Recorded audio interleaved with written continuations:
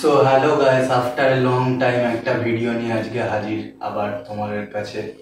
প্রায় অনেক দিন পরে ভিডিও করছি, তো একটু কথা যদি আটকে যায় বা তুতলে যায় ভিডিওর মাঝখানে, তো একটু মানিয়ে নিয়ে আস্তে আস্তে আবার ঠিক হয়ে যাবে। তো আজকের যে আমাদের মেন বিষয়টা সেটা হচ্ছে why Indian football almost finished. তো এটার কারণ আজকে আমরা এই ভিডিওটা করার কারণ আজকে আমরা দেখতে পাচ্ছি সবাই যে ইন্ডিয়ান ফুটবলের কীরকম অবস্থা, ইন্ডিয়ান ফুটবল কি কন্ডিশনে আছে, একটা লিগ করার জন্য একটা বিডার খুঁজে পাচ্ছে না। তো এগুলো আমরা সব দেখতে পাচ্ছি, তো যার জন্য এই ভিডিওটা করা। তো একটু প্রথম থেকে বলা যাক, AIFF all Indian football federation, যার শুরু 1937-এ, ফিফা স্বীকৃতি পায় 1948-এ, ফার্স্ট নিজেদের টুর্নামেন্ট খেলে 1948 সামার অলিম্পিক্সে। দেন 1950 সালে আমাদের দেশ অটোমেটিক ফিফা ওয়ার্ল্ড কাপ খেলার জন্য কোয়ালিফাই করেছে, যেটা ব্রাজিলে হয়েছিল।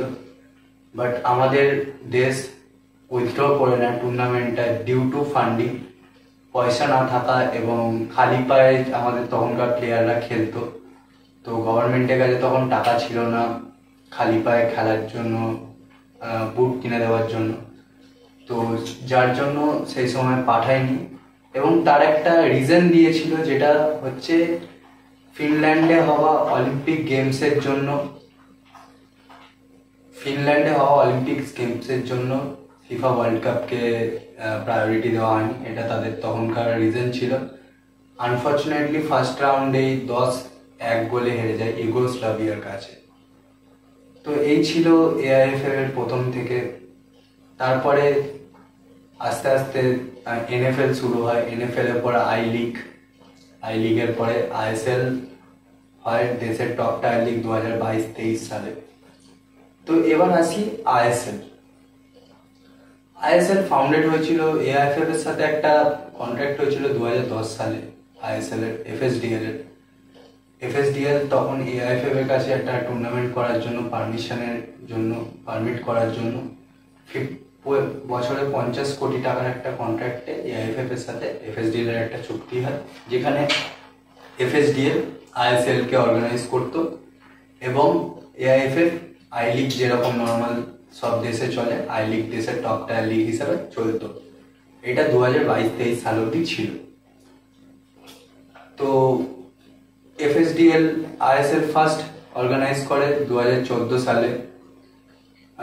2014 সালে ফার্স্ট আইএসএল অর্গানাইজ করে, এবং তারপরে এফএসডিএল এর আমরা সবাই দেখেছি আইএসএল এ কিরকম ভাবে অর্গানাইজ করতো, কিরকম ভাবে ওপেনিং সেরিমনি দিয়ে স্টার্ট করতো, সবকিছুই আমরা দেখেছি। তো আইএসএলটার মেন যে মোটিভটা ছিল না, সেটা কোনোদিনই ছিল না যে ইন্ডিয়ান ফুটবলের টপ টায়ার লিগ হওয়ার জন্য। ইন্ডিয়ান ফুটবলের টপ টায়ার লিগ হয়েছে তার কারণ এএফসি থেকে প্রেসার ছিল যে তোমার দেশে একটাই লিগ থাকতে হবে যেটা টপ টায়ার লিগ হবে, আদারওয়াইজ অন্য কোনো লিগকে তুমি এরকম ভাবে ফ্র্যাঞ্চাইজ বেস যেটাকে বলে তুমি এরকম ভাবে করতে পারবে না। তো যার জন্য আইএসএল কে প্রেসারে পড়ে এএফসি তরফ থেকে টপ টায়ারটা দেওয়া হলো। আইএসএল যতদিন টপ টায়ার ছিল না ততদিন আই লিগই টপ টায়ার ছিল। 2022-23 সাল অব্দি 2022 সাল অব্দি I league top tier league ছিল দেশের, এবং আইএসএল নিউট্রাল টুর্নামেন্ট ছিল একটা। তো 2022-23 সালের পরেই আইএসএল টপ টায়ার লিগের স্বীকৃতিটা পায়। তো এখানে তোমরা বুঝতে পারছো যে আইএসএল এর কনসেপ্টটাই টোটালি একটা আলাদা ছিল। আইএসএল এর কনসেপ্টটা ছিল ইন্ডিয়ান ফুটবলের প্রতি যে ক্রেজটা কমে যাওয়া সেটাকে জাগিয়ে তোলার জন্য। আইএসএল হ্যাঁ হয়তো এসেছিল ইয়াংস্টারদের প্রমোট করার জন্য, ভালো ভালো স্টার প্লেয়ার এনে ফুটবলের একটা যে ভালো ডিসপ্লে করার জন্য, একটা ভালো কোয়ালিটির ফুটবল দেওয়ার জন্য আইএসএল এর ইন্ডিয়ান ফুটবলে আসা মেনলি। বাট আইএসএলটাকে টপ টায়ার লিগ করে দিয়ে কোথাও গিয়ে এফএসডিএল যেরকম ভাবে চেয়েছিল সেরকম ভাবে পায়নি। এফএসডিএল চেয়েছিল একটা সেপারেট লিগ হবে এফএসডিএল এর আন্ডারে, এটা এফএসডিএল প্রত্যেক বছর তার জন্য 50 কোটি টাকা করে বরাদ্দ করবে এবং এফএসডিএল সেটা চালাবে। এটা এফএসডিএল এর মূল মোটিভ ছিল। বাট দিনের পর দিন যেহেতু ইন্ডিয়ান ফুটবলে কোনো রকমই প্রফিট নেই, তো এখানেও সেমলি কোনো প্রফিট না পেয়ে আস্তে আস্তে লিগের জৌলুস হারাতে থাকে এবং ইন্ডিয়ান ফুটবল এরকমের দিকে পড়তে থাকে। 2022-23 সালে আইএসএল টপ টায়ার লিগ হওয়ার পরে ক্রমশ আরও টিআরপি পড়তে থাকে। মোহনবাগান, ইস্টবেঙ্গল আসার পরে কিছুটা হলেও কলকাতার ফুটবলের টিআরপিটাকে বাঁচিয়ে রাখতে পারলেও ইন্ডিয়ান ফুটবলের টিআরপিটা সেরকমভাবে বাঁচিয়ে রাখতে সক্ষম না হওয়ারই কথা, স্বাভাবিক। তো এইগুলো হওয়ার কারণ কি? এগুলো হওয়ার প্রথম কারণ আমি ধরবো এআইএফএফ এর ব্যর্থতা। এটা নতুন না, এআইএফএফ এর ব্যর্থতাটা নতুন না, এটা 1950 সালে ফিফা ওয়ার্ল্ড কাপ থেকেই শুরু হচ্ছে। আজকে কেন হিস্ট্রিটা দিয়ে স্টার্ট করলাম তার কারণ এটাই। 1950 ওয়ার্ল্ড কাপেও আমরা সেম একটা করেছিলাম ভুল, যার জন্য আমাদের দেশ আজকে রেকগনাইজ হয়নি। সেই ওয়ার্ল্ড কাপটা খেললে হয়তো আমরা রেকগনাইজ হতেও পারতাম।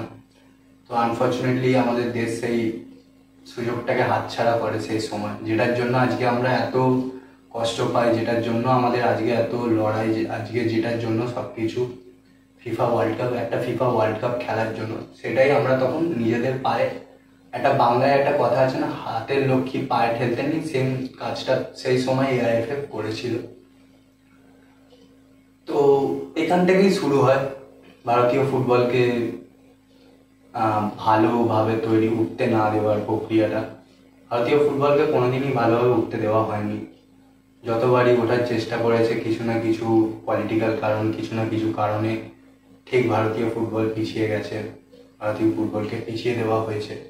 এবারও তার অন্যথায় হয়নি। এবারেও আমাদের কর্মকর্তারা এখনো ব্যর্থ একটা বিডার খুঁজতে। ভারতীয় ফুটবল লিগ হবে, একটা দেশের টপ টায়ার লিগ হবে, সেটাই এখনো পর্যন্ত ঠিক হয়নি। আজকে ডিসেম্বর মাস আসতে চললো, আমরা জানি না কি হবে। আশা করব লিগটা হবে, আই লিগ হবে, আইএসএল হবে, দেশের সব লিগ হবে এবং নতুন ধরন করে নতুন স্ট্রাকচারে হবে, যেটার মধ্যে কোনো হয়তো লস তো থাকবে, ইন্ডিয়ান ফুটবলের লস থাকবে, ইন্ডিয়ান ফুটবলের লস ছাড়া এখন কিছু আর উপায় নেই। বাট যেটাই হোক, ফুটবলের স্বার্থে হোক, পকেটের স্বার্থে তো অনেকই হলো। ভিডিওটা ভালো লাগলে লাইক করবে, চ্যানেলটা সাবস্ক্রাইব করবে। জয় মোহনবাগান, জয় ফুটবল।